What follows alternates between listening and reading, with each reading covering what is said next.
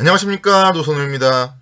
1월 17일 일요일 오전입니다. 일요일을 맞이하여서 또 역시 마찬가지로 이번 주간 한 주일 동안 어떤 경제지표 발표 일정들이 있는지, 한 주일 동안 주식시장에 대해서 대응은 어떻게 해야 되는지 말씀을 드리도록 하겠습니다.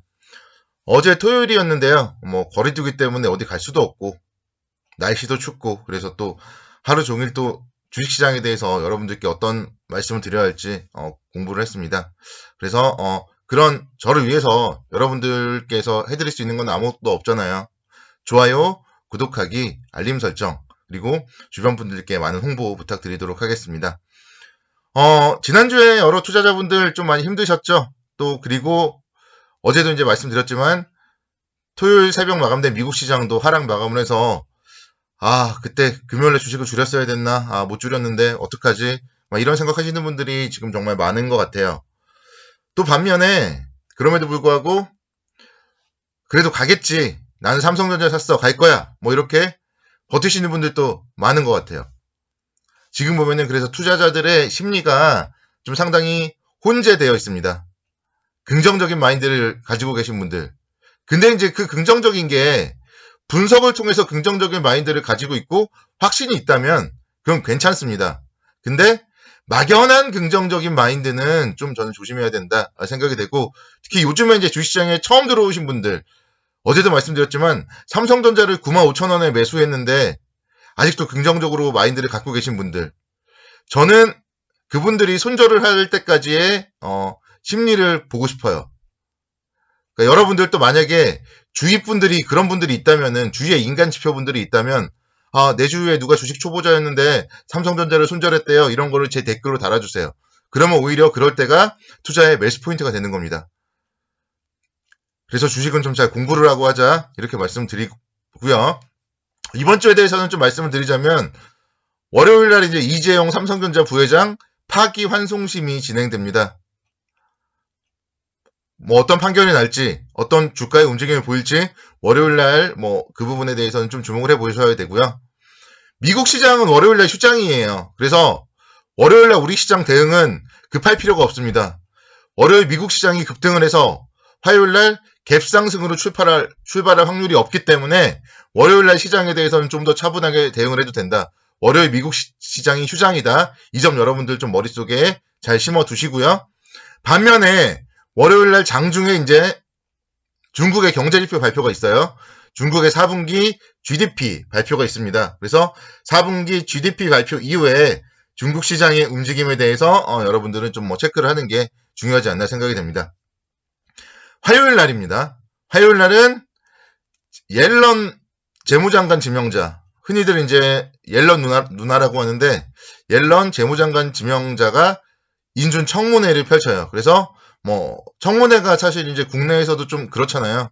미국 청문회에 대해서는 본 적은 없지만, 어쨌든 제일 중요한 거는 이제 재무장관 지명자가 새로 재무장관이 된 이후에 금리 결정을 어떻게 할 건지 그런 얘기들이 나오지 않을까 생각이 돼서 옐런 누나의 입에 좀 주목을 해봐야 되지 않을까 생각이 됩니다.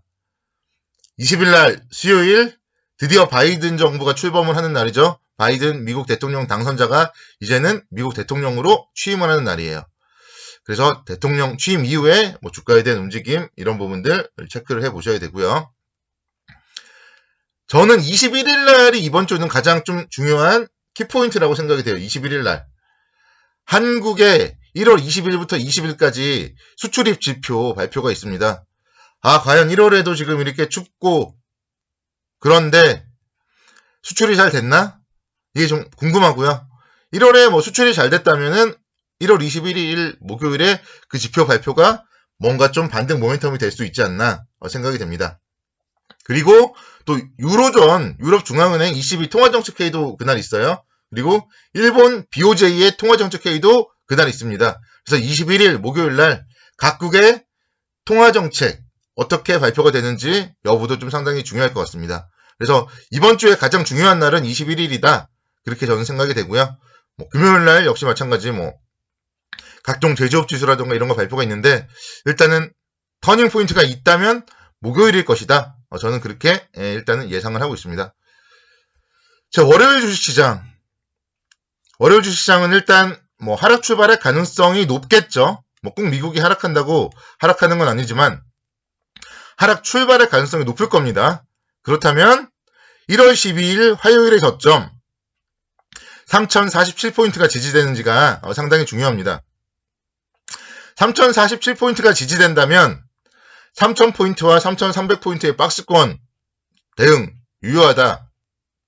그렇게 생각이 되고, 여기서 만약에 근데 3047포인트마저 이탈한다면 저는 좀 박스권이 한 단계 더 레벨 다운 되지 않을까 생각이 됩니다.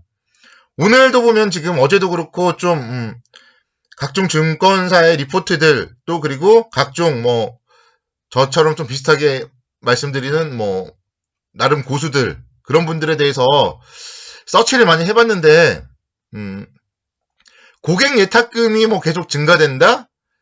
뭐 이런저런 이유로 인해서 조정은 깊지 않을 것이다? 그런 얘기들을 많이 하더라고요. 증권업계에서조차 3100선에서 3200선에서 움직인다 그런 얘기들을 많이 하더라고요.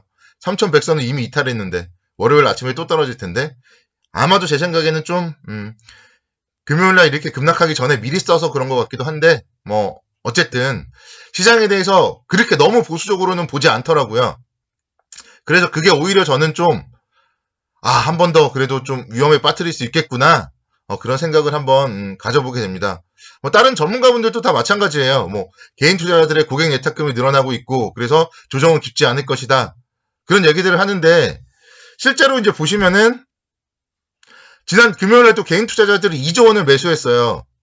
개인 투자자분들이 2조 원을 매수했는데 시장을 올리는 힘이 없잖아요. 그러면 이 개인 투자자들의 매수를 믿으면 안 되는 겁니다. 그리고 저는 그리고 이제 이 부분에 대해서 말씀드리고 싶은 게 지금 기관 투자자들이 계속 매도를 하고 있는데 이제 연기금 같은 경우는 뭐 올랐기 때문에 포트폴리오 비중 조절을 위해서 어쩔 수 없이 매도한다. 뭐 그런 얘기들 아마 여러분들 많이 들으셨을 거고요. 금융 투자가 좀 매도를 하고 있습니다.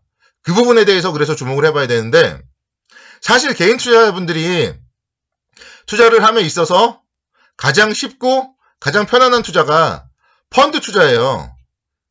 펀드에 뭐 알아서 투자를 했으면은 어쨌든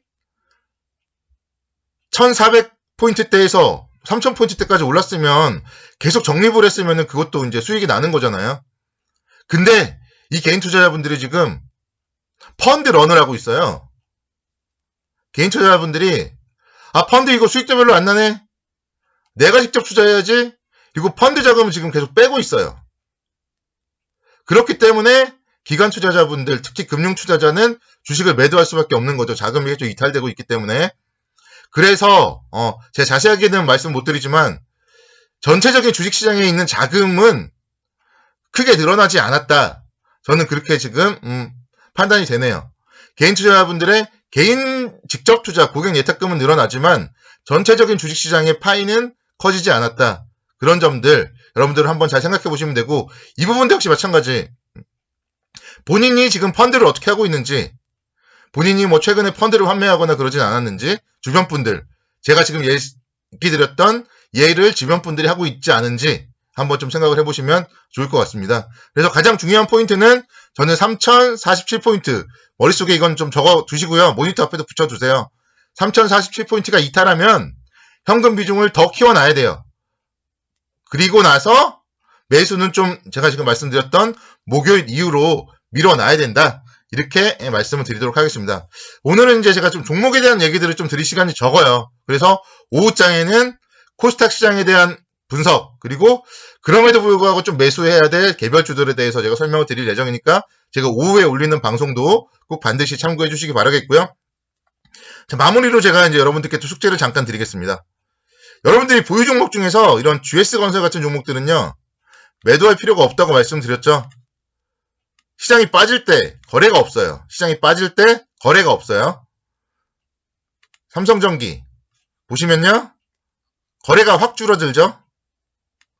매도가 나오지 않는 종목들은 뭐 중장기 투자를 하셔도 무방한 거고요. 반면에 금요일에 빠질 때 매도 거래가 많이 나온 종목들이 있을 거예요.